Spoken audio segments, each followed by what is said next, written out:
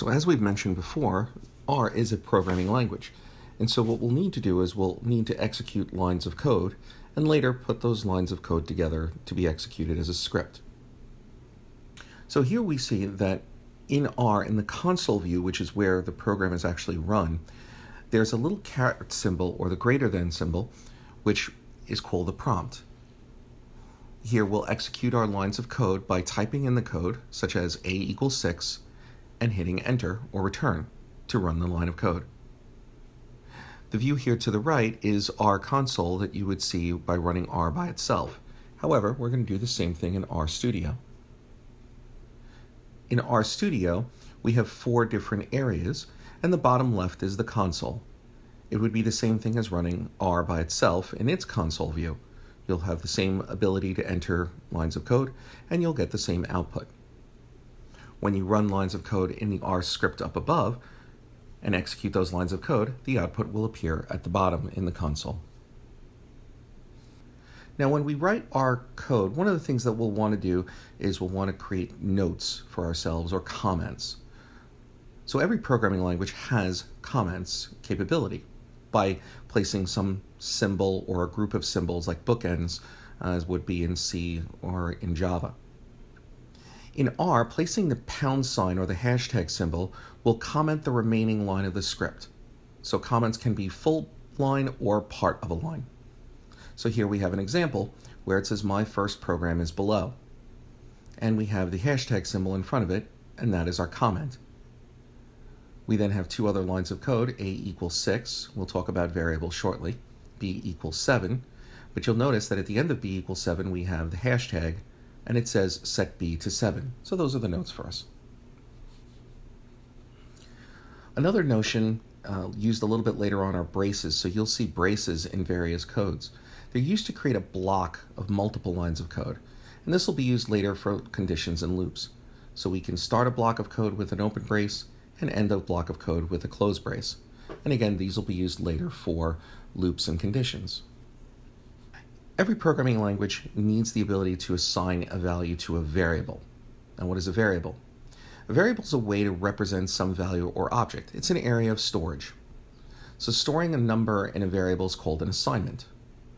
So we will assign a certain amount to a particular variable. Variable names can consist of letters, numbers, a dot, or the underscore character. However, they must start with a letter or a dot. If the variable starts with a dot, it cannot be followed by a number. So here we have a few examples. A is a valid variable name. My new variable altogether is a valid variable name. We have another one here, a underscore nice underscore variable. That is also valid. We have some invalid variable names, as you can see here. We have 13th because it begins with a number. That's not valid.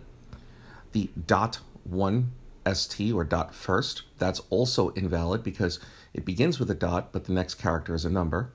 And then the final one, 9 underscore var, is invalid because it also starts with a number. So variables are assigned values by using the equals sign. Any type of value or object can be assigned to a variable. So here are a couple simple lines of code. A equals 6. So we can put the number 6 into the variable A. B equals 7. Again, put 7 into B. Grade equals 80. There's an underscore in front of grade. Again, 80 gets put into the variable underscore grade, and that is a valid variable. And we have 2 other samples down below. Now, one of the basic things every programming language does is it does calculations. So the mathematical operations are very, very similar in R to other programming languages. For addition, we use the plus operator, 6 plus 2. We can type that into our console and get a result. Same thing with subtraction is the minus sign. Multiplication is the star. Division is the slash. And an exponent, which would be the caret symbol or shift 6 or star star. Both are identical and will return the same value. In this case, 8 caret 2 or 8 star star 2 will return 64. The modulus operation is %%, so this is the integer remainder. So 10 mod 3, as we'll say, will equal 1, because 3 goes into 10 3 times with 1 left over. Integer division, where we basically want how much the one value goes into another one without the decimal part, this is known as the percent/percent or integer division. So 10%/%3, the answer is 3. And also programming languages will need logical operators.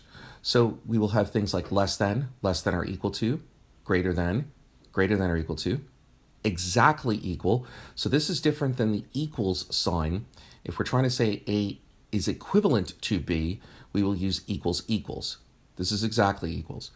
This is going to be a little confusing for some who haven't done programming languages, where if you have A equals B, you're actually assigning B to A.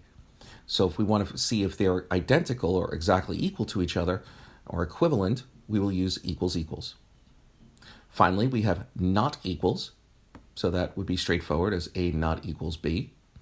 And finally, we have not. So if A was a true or false, not A would be false or true in the reverse. So here's a special note about some of the notation that you might see on the internet and in some documentation. R has two operators for assignment, the equal sign and the arrow, which is comprised of two characters, the less than sign and the hyphen. Therefore, these two statements are equivalent. A equals 6 and A arrow 6.